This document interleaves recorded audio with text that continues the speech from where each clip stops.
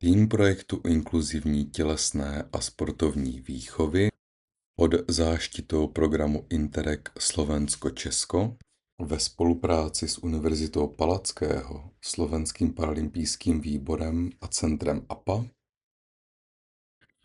uvádí cyklus metodických videí s tématem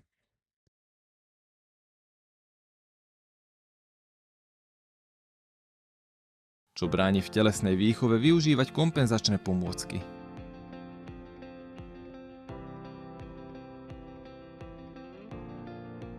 Financie nie, pretože my sme veľká škola, tie relatívne sú v poriadku a snaha, ako sme povedali, stále je to o ľuďoch. Čiže motivovať tých ľudí. Niekedy mám pocit, že mojou úlohou ako riaditeľa je vyslovene pracovať s učiteľmi a nie tak s deťmi, pretože ich vyslovene motivovať. Robte to, je to nové, je to moderné.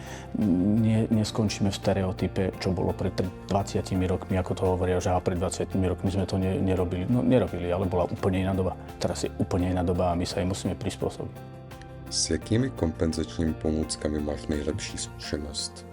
Tak hodně pracuji s ozvučenými míči, s kontrastními kužely, s šátkami, lanem a občas i s klapkami na oči v rámci peer tutoringu. Ale snažím se využívat i běžné pomůcky, které mají učitelé u sebe v kabinetu. A nejvíce mi asi osvědčily hry se šátkami, kdy vlastně můžeme vést děti v rámci různých i psychomotorických cvičení. Řekla bych, že největší problém je, že tam je ta obava, že neví, jako co s tou pomůckou budou dělat, jak ji využít a jak ji správně využít. Druhá stránka je občas u některých pomůcek ta finanční, ale není to ten hlavní problém určitě. Ako hodnotíte vašu školu v oblasti vybavenosti a priestorových možností pre inkluzívne aktivity? Myslím, že naša škola je naozaj v tom veľmi dobre pripravená a musím povedať aj vďaka mestu Žilina aj odboru školstva, to musím ich pochváliť, lebo my máme 2 vozíčkárov na škole a odborné učebne na najvyšších poschodiach. A keď som ja zažiadal o tie plošiny, ktoré sú za mnou, tak absolútne nebol problém vyčleniť na to finančné prostriedky. Mali sme ich hotové. Jednu síce trošku dlhšie trvalo to kvôli nejakým problémom s verejným obstarávaním, ale tá druhá bola hotová do 3 mesiacov, čo už vlastne ako začal školský rok sme mali behom letných mesiacov hotové. Takže v tomto ako naozaj my sme na tomto veľmi dobre. Aké kroky ste na škole urobili, aby boli učitelia schopní pracovať s kompenzačnými pomôckami? Tam tie kroky sú, oni majú k tomu učitelia prístup a ako som povedal, my chceme, aby sa aj vzdelávali, takže my sa snažíme, či už je to ohľadom telesnej výchovy alebo ohľadom aj iných predmetov, aby tam boli zabezpečené všetky pomôcky, ktoré potrebujú. Či už náš podporný tím, ktorý pracuje, tak majú všetky možné naozaj dostupné pomôcky a každým rokom sa snažíme do nich investovať a to je taká moja, ako som povedal, ja som za, aby sa vzdelávali, aby tie pomôcky boli, lebo ja to poviem tak jednoducho, škola je firma, takisto a tá firma sa musí predať a my musíme tie deti aj nejakým spôsobom tu nalákať a tých rodičov, tak to poviem. Čiže keď my budeme vytvorené podmienky pre neho, oni budú vidieť, že sa tu pracuje na vysokej úrovni, nemajú problém tu dať deti a je to len už o tom. Jak řešíš hygienu u protézy?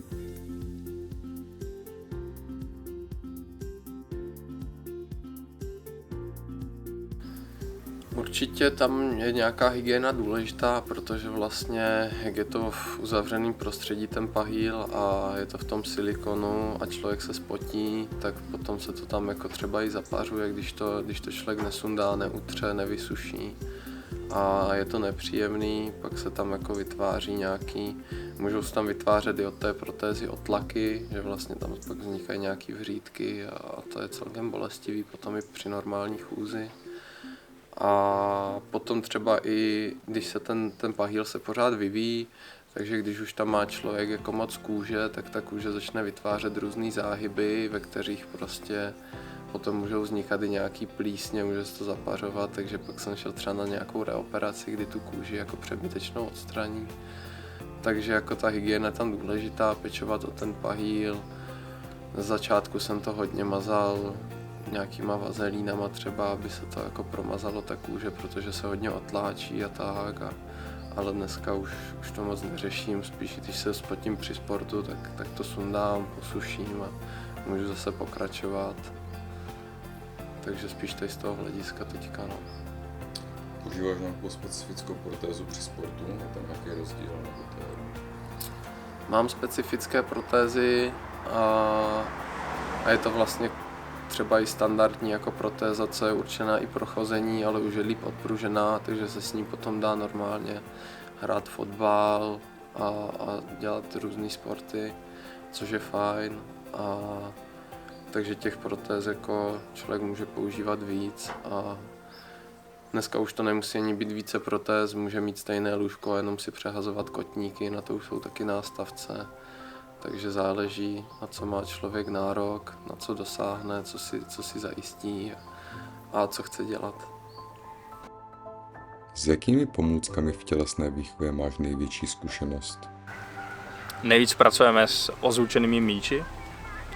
Aby to bylo bezpečné, tak je ideální nějaký pěnový míč, který má v sobě nějakou rolničku.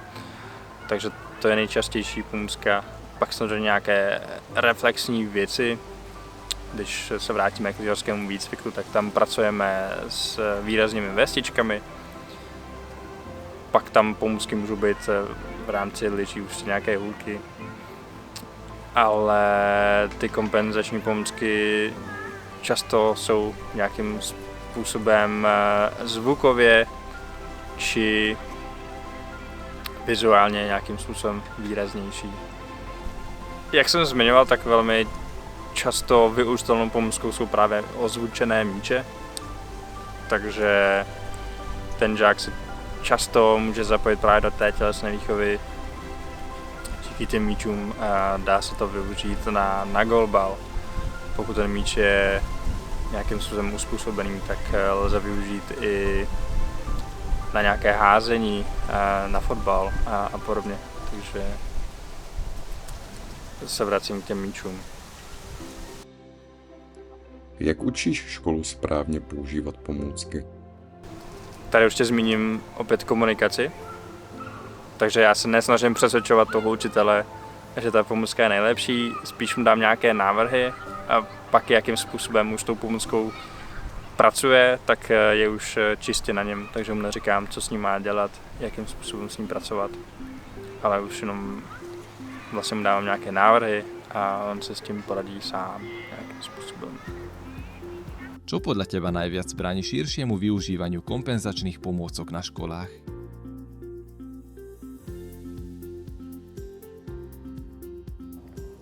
Všetky tri z vymenovaných sú bohužiaľ zatiaľ problémom. Čiže samozrejme dostupnosť je obrovským problémom a to nie len v školskom prostredí, ale dokonca aj v športovom prostredí, lebo častokrát sa nám podarí naplánovať celý proces a narazíme práve na to, že tie športové pomôcky alebo to športové náradie jeho obstarávacia cena je tak vysoká, že mnohí z tých ľudí, pokiaľ to nie je hradené z verejného zdravotného poistenia, si nevedia predstaviť takýto obrovský finančný vklad. Takisto na školách nemajú prostriedky na to, aby disponovali špeciálnymi športovými pomôckami na to, aby mohli realizovať mnoho činností, ktoré si napríklad integrácia, inklúzia vyžaduje. Ďalej častokrát narážame aj na problémy v infraštruktúre, že naozaj narážame na to, že nie sú športové zariadenia alebo školské zariadenia bezbariérové. Takže napríklad môžeme mať všetko naplánované úplne krásne, pokiaľ telocvičňa nedisponuje bezbariérovými toaletami alebo bezbariérovým vstupom, tak v podstate nič realizovať nemôžeme. Takže naozaj to materiálne vybavenie tej infraštruktúry je zatiaľ naozaj v začiatkoch.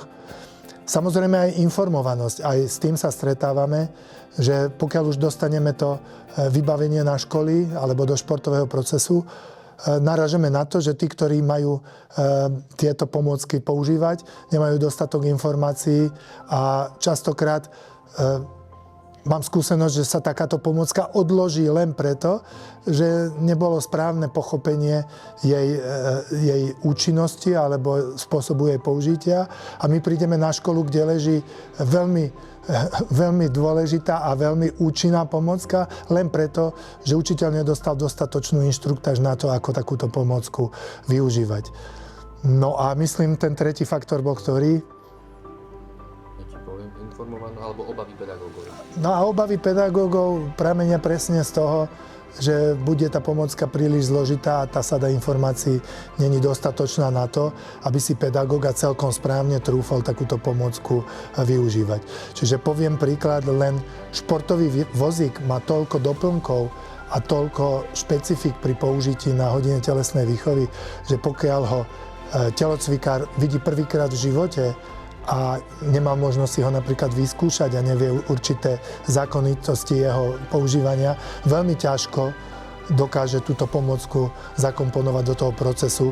Navyše v prostredí, kde sú zdraví žiaci, ktorým sa musí venovať a nemôže venovať 45 minút len tomu žiakovi, ktorý je napríklad vozičkár. Takže tieto obavy sú úplne normálne, úplne prirodzené a prejde ešte veľa rokov, kým sa zlepší infraštruktúra, vybavenie, informácie o tom vybavení a samozrejme motivácia tých ľudí v tom procese, aby toto všetko správne a bez obav, že spôsobia nejakú škodu, využili.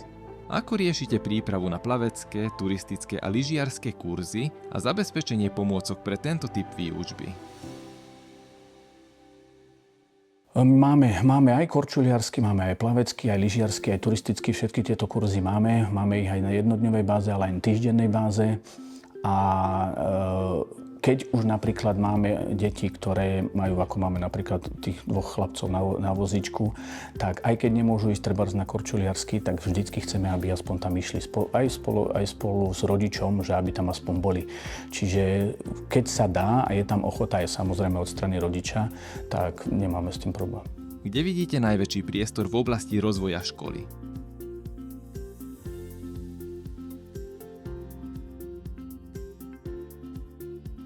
Najväčší priestor na zlepšenie vidím v tom, aby tá metodika bola, aby ani nie tak na papieri, ale v praxi. To znamená, keď to poviem tak, aj takéto videá, keď sa budú natáčať a bude tá osveta takáto, že to ide, sú oveľa lepšie, ako keď vám niekto vydá brožúru k tomu alebo niečo také. Takže naozaj práca hlavne s tými učiteľmi, to je a práca aj a to prechádza cez vedenie a cez učiteľov nižšie, lebo bez toho to nepôjde. S akými športovo-kompenzačnými pomôckami máš skúsenosť a ktoré odporúčaš?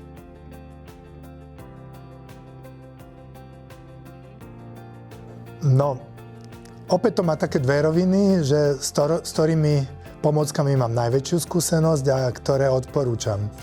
Keďže som napríklad pracoval dlhé obdobie v tom volejbalovom prostredí, tak veľa skúseností mám napríklad s podkolenými protézami, keďže jeden z mojich spoluhráčov v beach volejbalovom družstve, s ktorými občas trénujem, je aj výrobcom takýchto protéz, tak mám od neho obrovské množstvo informácií práve v tejto oblasti a v komunikácii napríklad s ľuďmi, ktorí sú po amputáciách, mi to uľahčuje tú pozíciu v tom, že im viem poskytnúť veľmi, by som povedal, optimistický pohľad na to, čo dokáže dobrá protéza alebo dobrá pomôcka v tomto prípade. Hej. Čiže naozaj človek, ktorý väčšinou po úraze príde o končatinu alebo o viac končatín, tak má pocit absolútnej pohybovej neslobody, absolútnej pohybovej dysfunkcie.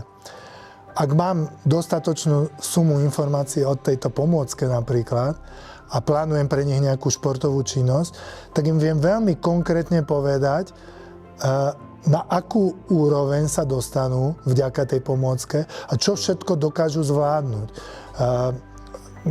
Pred mesiacom som mal stretnutie s pani, ktorá prišla o 3 končatiny, čiže obidve dolné končatiny a jednu hornú končatinu. Následkom dá sa povedať, nejakého infekčného ochorenia a následnej otravy krvi. A keď dostala odo mňa informáciu o tom, čo by mohli poskytnúť vlastne tie podkolené protézy, tak okamžite som videl, že začala ďaleko intenzívnejšie vnímať to, čo som jej ponúkal ako možnosť pohybových a športových aktivít. A cítil som, že nemať túto sadu informácií, tak by sa ten rozhovor naozaj uberal vo veľmi formálnej rovine a možno už pri tom prvom stretnutí by sme neprišli k tomu, že sme sa dohodli, dá sa povedať na tom, že už druhé stretnutie bude o tom, že sa dohodneme, kde a ako začne športovať. Takže ak mám dobrú skúsenosť, tak mám skúsenosť samozrejme s tým, ako odporučiť športové vozíky, kde keďže som rozbiehal v posledných 3 rokoch na Slovensku basketbal na vozíkoch, tak opäť som získal množstvo informácií od výrobcov vozíkov, od reakcií napríklad hráčov. Bol som si pozrieť špičkové zápasy špičkových tímov, čiže opäť viem tým športovcom doporučiť, aký vozík, akej výšky, akých rozmerov, aké kolesa. A toto vás posúva vpred, pretože naozaj dokážete oveľa erudovanejšie komunikovať a využiť vlastne tie poznatky v prospech toho človeka, ktorý to veľmi, veľmi potrebuje. Máš príklad, keď nejaká kompenzačná pomôcka výrazne niekomu zmenila život?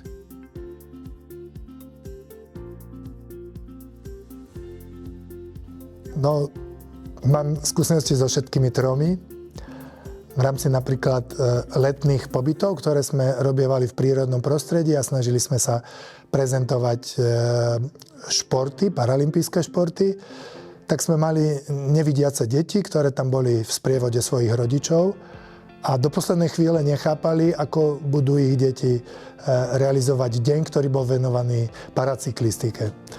Čiže boli veľmi prekvapení, keď prišiel v podstate náš špičkový navádzač alebo tandemový jazdec, ktorý priniesol tandemový bicykel a mám v živej pamäti dieťa, ktoré si sadlo na tento bicykel ako dvojička a s týmto vodičom vlastne absolvovalo asi 8,5 kilometrovú trasu a ten emocionálny zážitok bol tak veľký, že ten vodič, ten profesionál nám sprostredkoval svoj pocit asi tak, že to dieťa prežívalo, to nevidomé dieťa, išlo o dieťa, ktoré malo absolútnu stratu zraku, tak prežívalo ten pohyb tak intenzívne, že od radosti kričalo skoro celú tú trasu toho pohybu s tým tandemovým bicyklom, čiže doslova výskalo od radosti.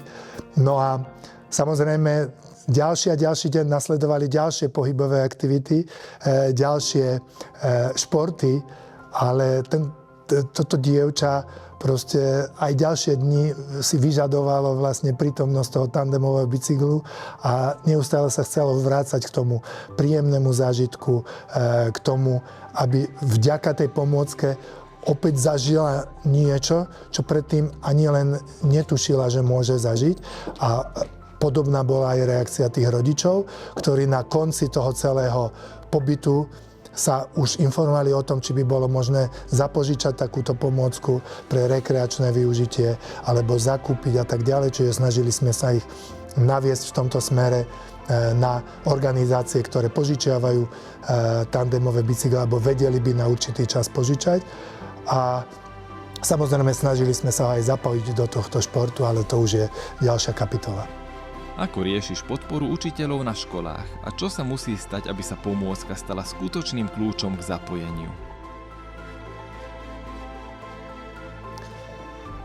Poviem veľmi živú skúsenosť. Ako metodik zaoberajúci sa školským športom presadzujem vlastne nejaké potreby nášho zväzu, posunúť vlastne naše požiadavky na prílev ďalších talentov do športu, posunúť ich na školy.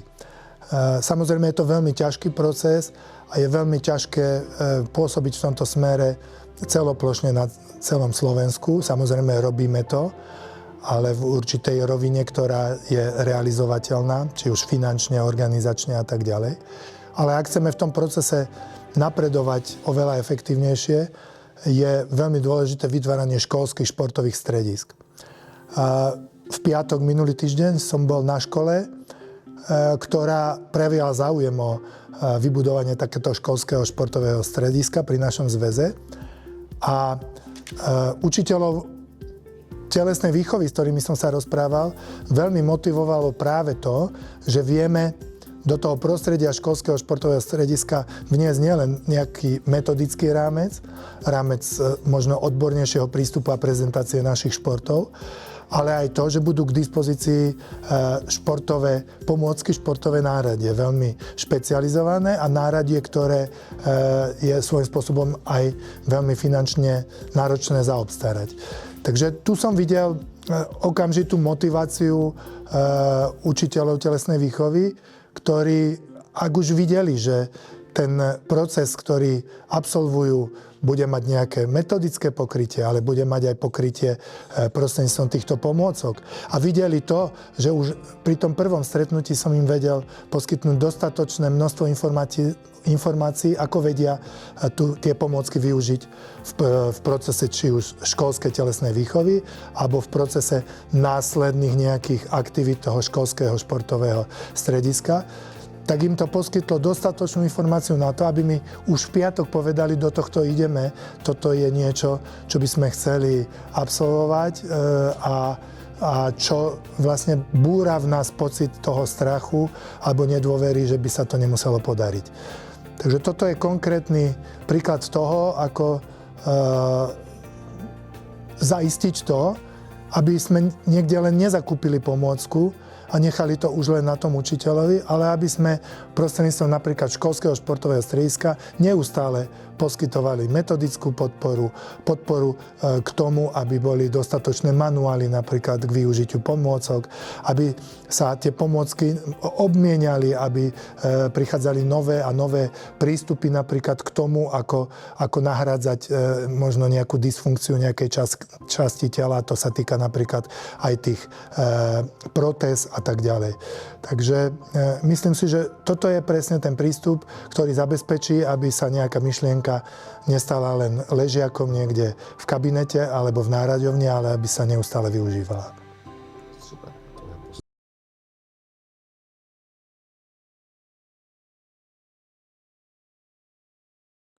Výhradní zodpovědnost za obsah tohoto videa nesou autoři a nedá se ztotožnit s oficiálním stanoviskem Evropské unie.